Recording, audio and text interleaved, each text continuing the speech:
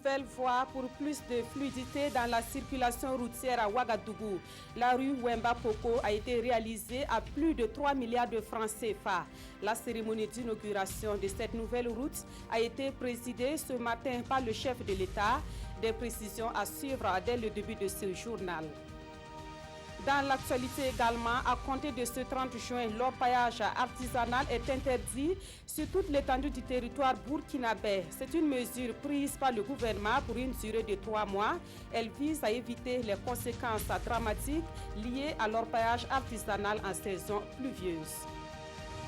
Au Mali, c'est un coup dur que vient de subir le quartier général du G5 Sahel. La base de la force militaire a été la cible d'une attaque hier vendredi. 2 soldats et un civil ont trouvé la mort dans cette attaque.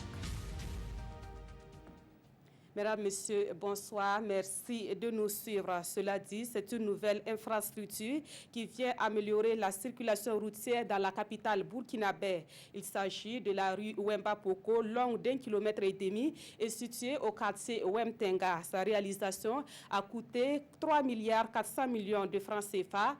La cérémonie d'inauguration de cette voie dans ce reportage de Alidou Badzini et Nyarkiteda. La rue Wemba Poko et la rue 2946 ont désormais leur goudron. Nous sommes au quartier Wemtenga dans l'arrondissement 9 de Ouagadougou. Un peu plus de 3 milliards 400 millions de francs CFA sur le budget de l'État ont suffi pour donner un souffle nouveau à ces 2 voies parallèles à l'avenue Babangida. En plus du bitume, il y a la réalisation d'un réseau d'assainissement et de drainage, la signalisation verticale et horizontale, la clôture de l'école A de Wemtenga ainsi que l'éclairage public, d'où la joie des riverains. Je crois que c'est un geste fort parce que nous avons attendu pendant très longtemps le bitumage de cette route, mais c'est une grande joie aujourd'hui de voir notre voie être bitumée. On le remercie beaucoup. S'il pouvait faire dans d'autres quartiers comme ça allait nous faire plaisir. Que, en tout cas, le Seigneur lui donne la sagesse de Salomon pour gérer ce pays. Cette joie est également ressentie au niveau des dépositaires des us et coutumes. À travers leurs représentants, ils louent les efforts du gouvernement et demandent aux membres des ancêtres de les protéger pour plus de réalisations. Des réalisations, il y aura, a dit le chef du département des infrastructures du Haut de la Tribune. Ce qui reste encore à faire dans les semaines, mois qui viennent dépasse ce qui a été déjà fait. À Ouagadougou, je voudrais rassurer les populations de Karpala, les populations de Toudoumouero, les populations de Djikofé, les populations de Nagré, arrondissement 7. Et au maire de la capitale d'ajouter, Ouagadougou est en mouvement et le Burkina tout entier est en chantier grâce à la mise en œuvre du PNDS, le plan national de développement économique et social. Et comme vous l'avez vu, c'est le chef de l'État qui a présidé la cérémonie d'inauguration de la rue Wemba Poko. Selon Rochmark Christian Kaboré, cette réalisation et les autres à travers le pays répondent au souci d'améliorer la fluidité du trafic à l'intérieur des villes burkinabè et permettre le désenclavement du pays. Nous l'écoutons au micro de Alidou Badzini et Nyarkiteda.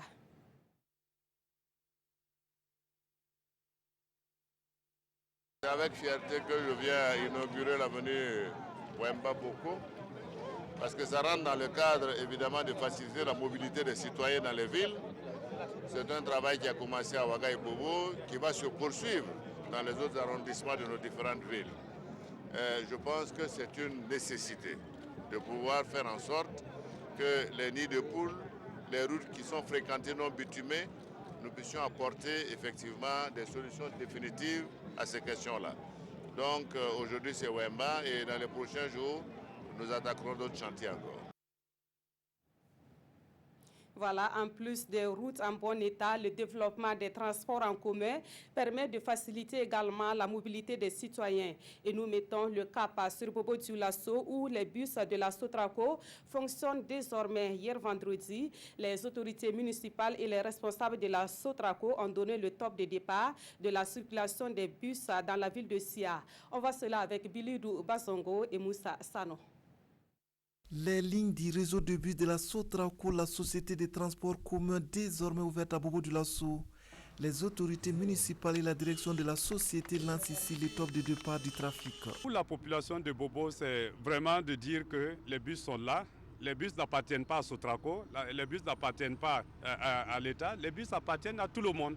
Donc c'est de faire en sorte que le bus soit le premier moyen de déplacement et que les derniers kilomètres qui restent ou les derniers mètres qui restent, que les gens puissent en tout cas marcher, c'est bon aussi pour la santé. Pour cette première journée du trafic décrété bus gratuit, il s'agit pour la direction de la Sotraco de permettre à la population de Bobo-Dioulasso de se familiariser avec ce nouveau moyen de transport urbain.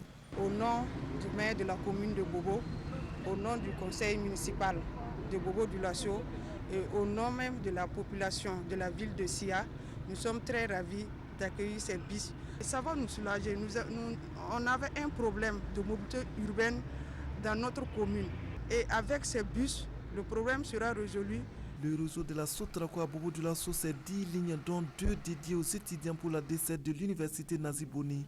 Et pour les cours, les tickets à la cour fait 150 francs CFA et l'abonnement mensuel 9 000. Autre point de l'actualité, c'est sur une note de satisfaction que l'Assemblée générale des sociétés d'État a refermé ses portes à Ouagadougou. À cette Assemblée générale, les rapports de gestion de 21 entreprises ont été examinés. Il en ressort une meilleure contribution de ces entreprises au budget national, même si les bonnes pratiques de gouvernance restent à améliorer dans ces milieux. Adama Guiti, Frédéric Etienne Bassenga.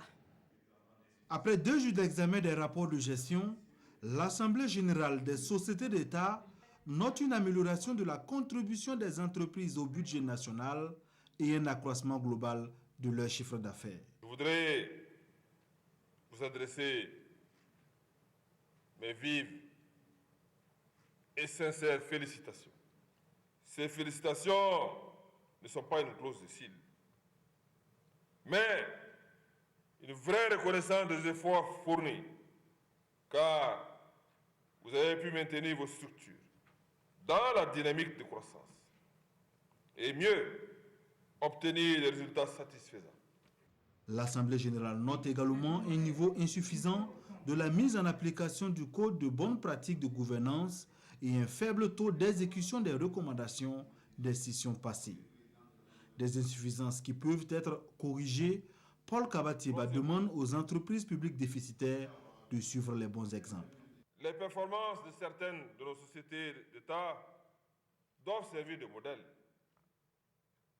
à celles qui sont encore sur le chemin de la modernisation et de la bonne gouvernance, en vue de leur permettre de réaliser pleinement leur double mission de service public et de rentabilité économique et financière. Il est donc nécessaire de tirer pleinement profit du cadre de concertation des sociétés d'État en vue d'un meilleur partage d'expériences réussies et de bonnes pratiques. Il est également important de mettre en pratique toutes les dispositions du Code de bonnes pratiques de gouvernance des sociétés d'État pour une gouvernance vertueuse et une amélioration continue de nos sociétés d'État, et ceci au profit de notre économie nationale et de tout le peuple burkinabé. Le Premier ministre, à l'issue des travaux, a tenu à réaffirmer l'engagement du gouvernement aux côtés des sociétés d'État pour l'atteinte de leurs objectifs et à inviter les conseils d'administration à l'application des résolutions et recommandations de cette 26e session. Parlons d'une autre assemblée générale, cette fois dans le domaine de la coopération économique entre 3 pays, à savoir le Burkina Faso, le Mali et la Côte d'Ivoire. L'espace Escabo, entendu par la Sikasso Korogo Bobo-Dioulasso, vient de prendre forme. Les élus des zones concernées se sont retrouvés à Banfoura pour examiner et adopter les statuts et règlements intérieurs de leurs structures communes. Biloudou Basongo, Siriki Milogo, Kaduro Menki. Né de la volonté des chefs d'État de la Côte d'Ivoire, du Mali et du Burkina Faso, L'espace Sikasso, Korogo et Bobo Dioulasso se dotent de statuts et règlements intérieurs. Réunis ici à Banfora en assemblée générale, les élus de l'Union transfrontalière des collectivités territoriales UTCT Escabo procèdent à l'examen et à l'amendement des instruments juridiques de cette structure.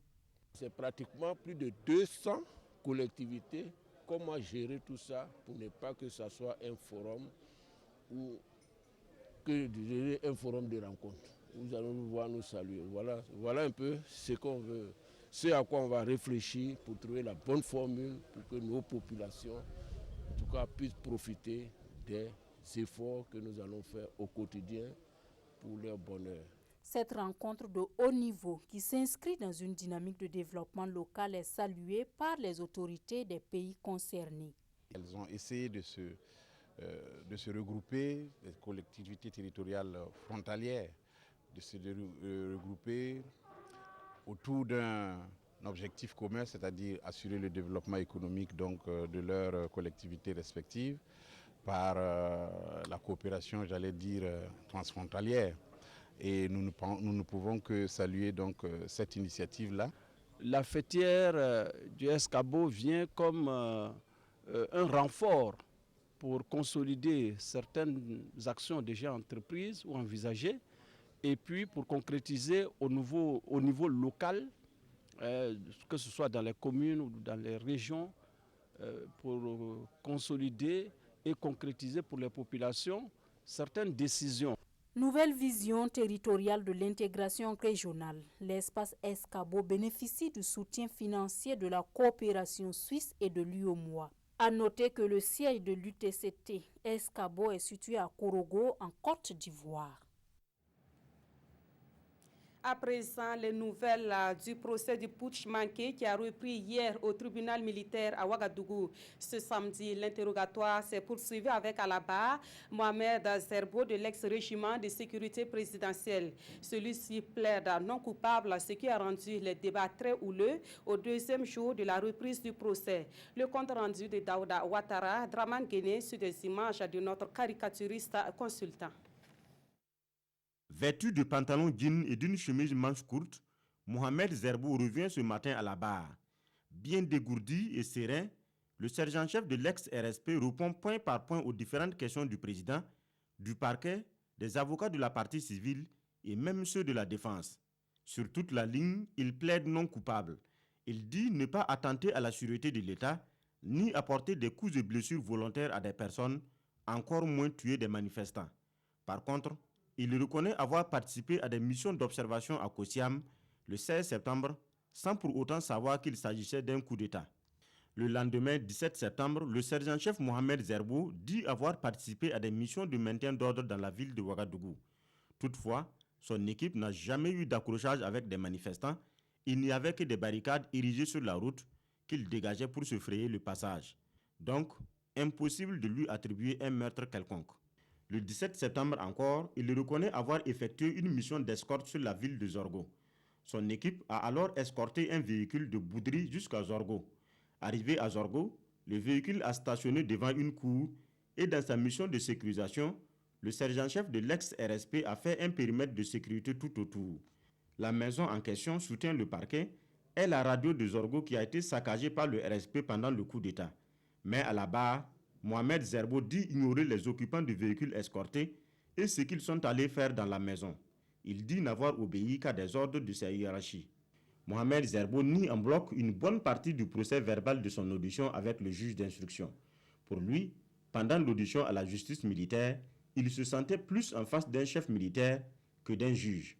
Donc, beaucoup de propos lui ont été attribués. Il appelle alors le tribunal à ne tenir compte que de ces déclarations faites à la barre. L'interrogatoire est suspendu et reprend lundi prochain avec toujours le sergent-chef de l'ex-RSP Mohamed Zerbo. Il y a encore une 80aine d'accusés à appeler à la barre, y compris les deux généraux, Gilbert Guenguéré et Djibril Bassolé. Dans l'univers des partis politiques, le Parti pour la Renaissance nationale annonce les couleurs pour la présidentielle de 2020. Le sujet est à l'ordre du jour du 4e congrès du parent qui a débuté ce samedi à Ouagadougou. Responsables et militants du parent réfléchissent également sur la dynamisation des structures de base et sur les stratégies pour éviter les crises souvent constatées au sein de ce parti. Pawadrogo Jean Zongo, Bouma Ernesta Nebi.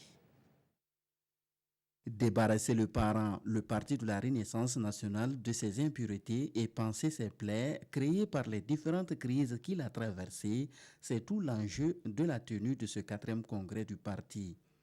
En résumé, selon le président du parent, c'est la renaissance du Parti de la Renaissance nationale qui sera recherchée au cours des 2 jours que va durer le congrès. Avec les différentes crises que nous avons eues, et notamment avec celle que Taïrou a créée, et nous avons eu quand même, il faut le souligner, des difficultés en fait pour réconcilier les gens. Nous avons fait de notre mieux et ce n'est pas suffisant. C'est dans ce sens que nous avons souligné qu'il est nécessaire pour une renaissance afin que nous repartions sur de nouvelles bases. La dynamisation des structures de base du parent sera également au cœur de ce congrès en vue d'une meilleure préparation des échéances électorales de 2020. Et c'est dans un nouveau siège situé au quartier Pissi de Ouagadougou que s'ouvre ce congrès qui regroupe premiers responsables du parti et militants venus de Kadiogo et des autres provinces du Burkina. Le Burkina Faso a célébré en différé hier à Manga la journée africaine de l'administration et de la fonction publique. Cette journée qui se tient le 23 juin de chaque année est une occasion pour mener la réflexion sur le rôle et la place de la fonction publique en Afrique. Au niveau du Burkina Faso, elle a été marquée par une formation de journalistes et une émission radiophonique qui a reçu comme invité le ministre en charge de la fonction publique, Rasmani Zoundi et Maïmouna Traori. La célébration de cette journée est un moment de réflexion sur le rôle et la place de l'administration dans le processus de développement. L'édition 2018 est placée sous le signe de la modernisation de l'administration. Elle interpelle sur la nécessité d'adopter de nouvelles approches des processus et programmes pour un véritable changement au plan organisationnel, opérationnel et comportemental. Un État performant, c'est avant tout une administration qui est performante. Et l'administration qui est performante, ça passe par la productivité. Que les agents soient au bureau, au moins 8 heures d'état. Après la présence au bureau, c'est de travailler.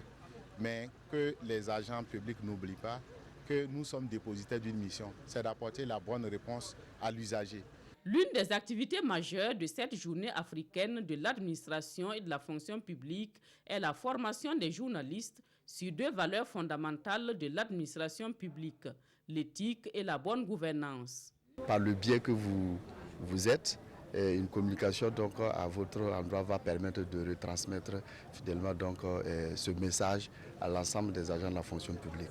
Le module c'est quoi? C'est essentiellement partager avec vous la philosophie du gouvernement en matière donc de promotion donc de la gouvernance. C'est dans son acception laudative que nous appréhendons ce concept avec à la clé justement la mise en œuvre des grands principes qui gouvernent la bonne gouvernance, à savoir la primauté du droit, la transparence, la redevabilité, la participation. L'émission Antenne Directe avec la radiodiffusion du Burkina, produite depuis Manga, a permis au ministre de la fonction publique d'échanger avec les usagers de l'administration sur les grands dossiers du ministère. Entre autres, les conclusions de la conférence sur le système de rémunération des agents publics de l'État, la bonne gouvernance, la modernisation de l'administration, la protection sociale.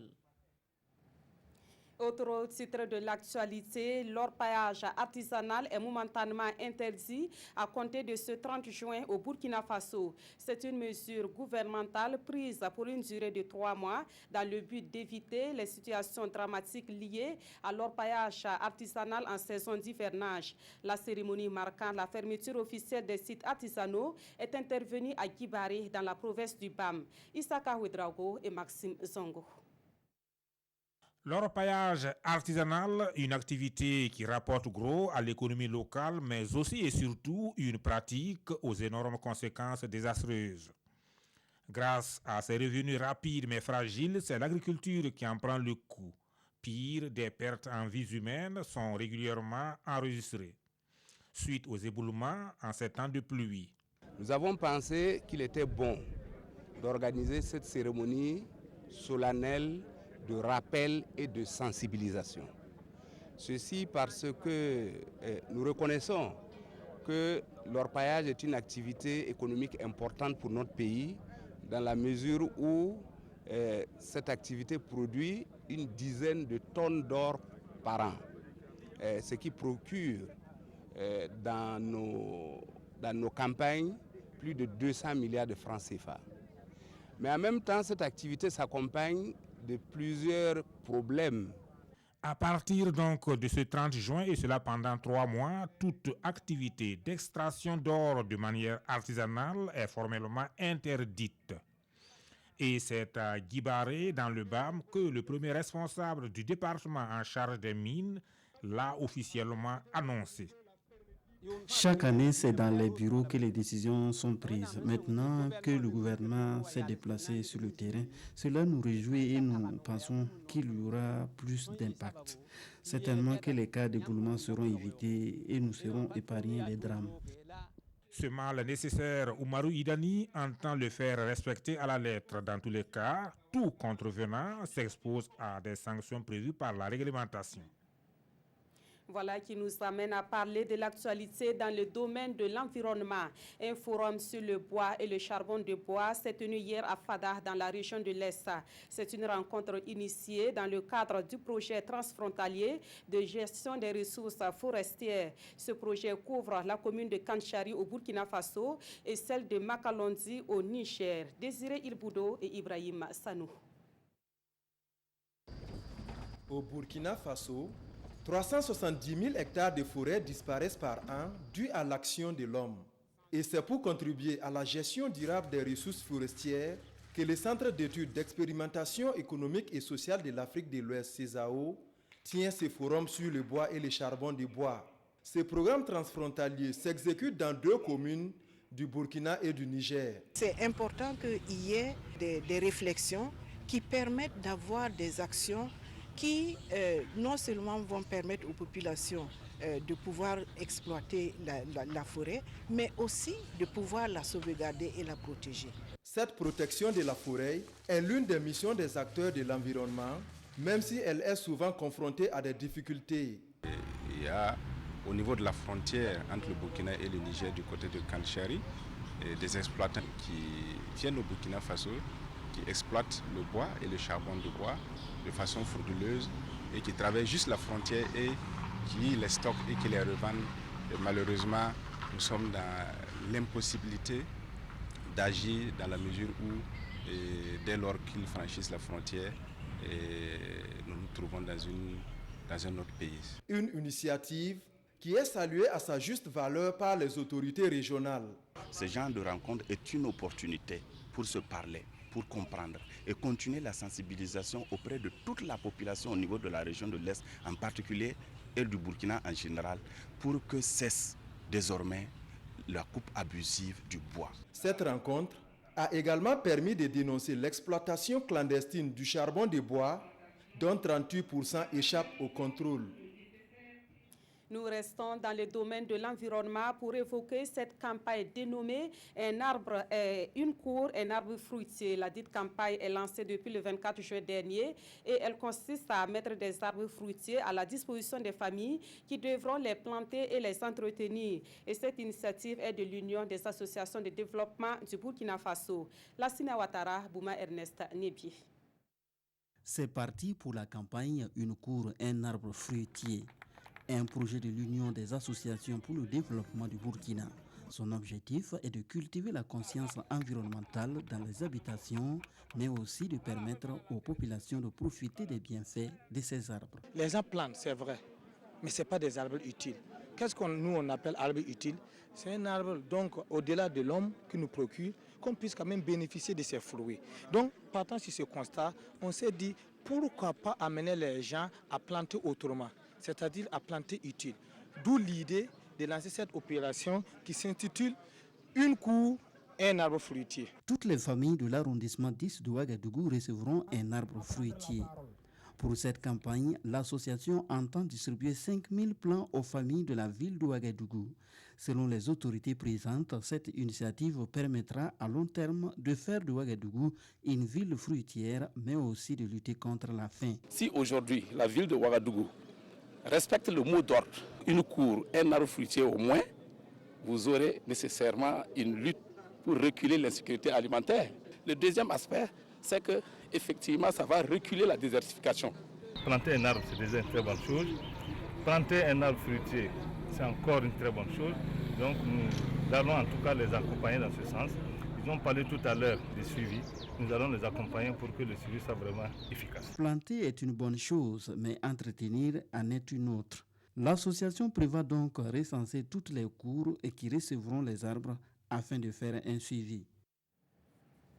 Les organisations non gouvernementales annoncent la tenue prochaine d'un forum sur la protection sociale au Burkina Faso. L'information est donnée par le secrétariat permanent des ONG au cours d'une conférence de presse. Le SPONG en a profité pour dresser le bilan de ses actions en matière de protection sociale au Burkina Faso. Paul-David Bambara et Pascal Kane. Un forum national sur la protection sociale se tiendra du 3 au 5 juillet prochain à Ouagadougou. C'est la principale information de cette conférence de presse animée par le secrétariat permanent des organisations non gouvernementales SPONG. Ce forum est nécessaire selon les conférenciers. Le pays fait des efforts en faveur des filets sociaux, mais les défis restent énormes. Ce forum, qui réunira les acteurs de la protection sociale au Burkina, veut renforcer la participation de la société civile dans le suivi des actions en faveur de la protection sociale. Quand il y a des choses qui doivent être faites au profit des personnes vulnérables, il y a toujours des manquements. Puisque nous, par exemple, en 2013, on a été fait une enquête pour voir les mesures sociales qui avaient été prises là, comment ces mesures-là sont ressenties par les populations, notamment la distribution des vivres à l'époque. Et le constat était que les gens étaient frustrés parce que ce n'était pas vraiment toujours les plus vulnérables qui bénéficiaient de cela. C'est également l'occasion pour le SPONG de faire le bilan de ses actions en faveur de la protection sociale au Burkina, la plupart de ses membres étant engagés dans ce domaine. Le Forum national des acteurs de la protection sociale se fera sous forme de panels. En marge des débats, il y aura également des expositions sur les actions de la protection sociale au Burkina Faso. Actualité dans le secteur de la culture. C'est parti pour le second appel à projet du Fonds de développement culturel et touristique et artistique. Le fonds s'élève à près de 940 millions de francs CFA et l'appel à projet a été fait hier par le ministre de la Culture, des Arts et du Tourisme. Le FDCT est destiné à accompagner les porteurs d'initiatives culturelles et touristiques au Burkina Faso. Moussa Ouedraogo, Adama Koulibaly. Et c'est parti pour le deuxième appel à projet du Fonds de développement culturel et touristique FDCT. C'est une initiative qui vise à soutenir le développement des industries culturelles et touristiques au Burkina Faso depuis 2 ans déjà.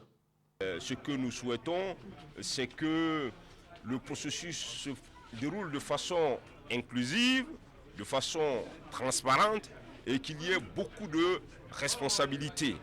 C'est important que tous ceux qui bénéficient des prêts dans le cadre, évidemment, de ce fonds, s'ils veulent que ce fonds se pérennise pour les autres, s'engagent véritablement à utiliser ce fonds avec beaucoup de responsabilités, mais à le rembourser dans les délais prescrits. Pour cette deuxième phase, plus de 940 millions de francs CFA ont été mobilisés pour accompagner les porteurs de projets dans le domaine culturel et touristique. Si vous avez un musée, autour de ce musée, vous allez développer, non seulement c'est un pan de notre patrimoine que vous sauvez, vous allez aussi créer de l'emploi. Vous créez un business, mais tout de suite, vous n'êtes pas en train de chercher un bénéfice dans ce business. Donc, c'est ça l'objet de la subvention. Le crédit direct, ça, c'est vraiment comme en banque. Vous avez votre projet, vous nous présentez le projet, comme si vous étiez allé en banque pour présenter votre projet et nous le finançons. L'avance sur recette, c'est vraiment intéressant à notre niveau comme possibilité de financement.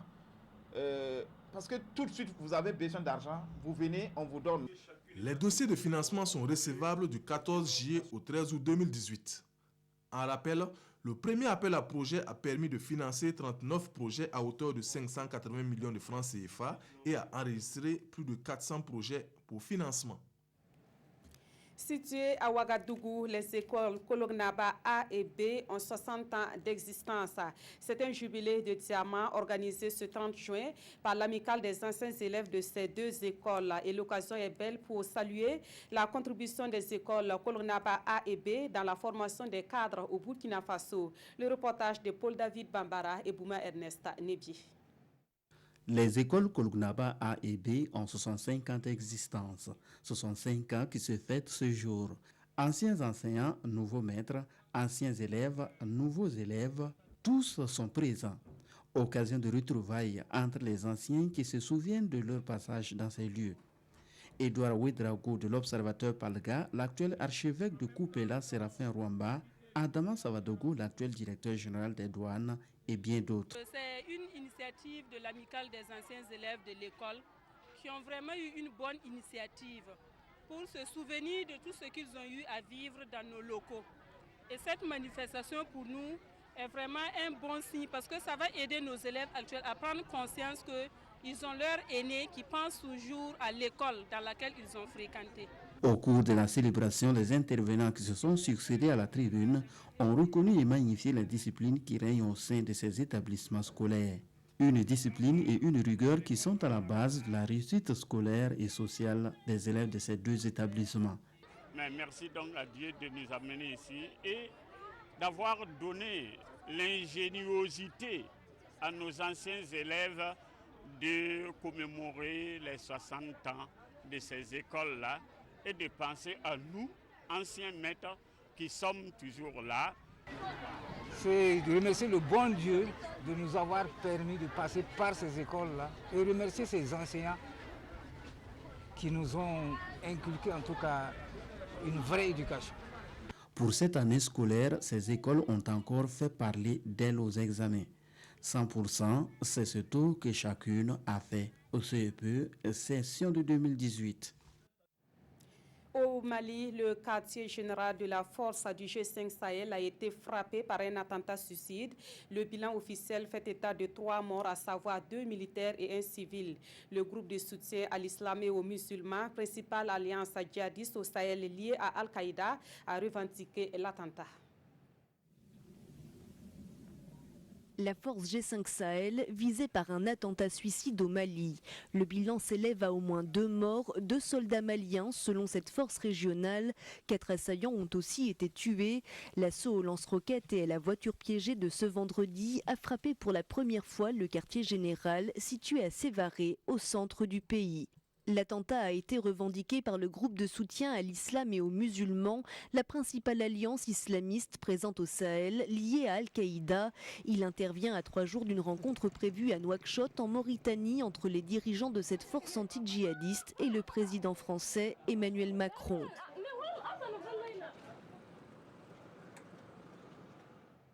Voilà qui met fin à ce journal. Merci de l'avoir suivi. Ruth Bini Ouattara vous donne rendez-vous à 22h30 pour la dernière édition de ce 30 juin. Très bon week-end et merci de votre fidélité à la RTV.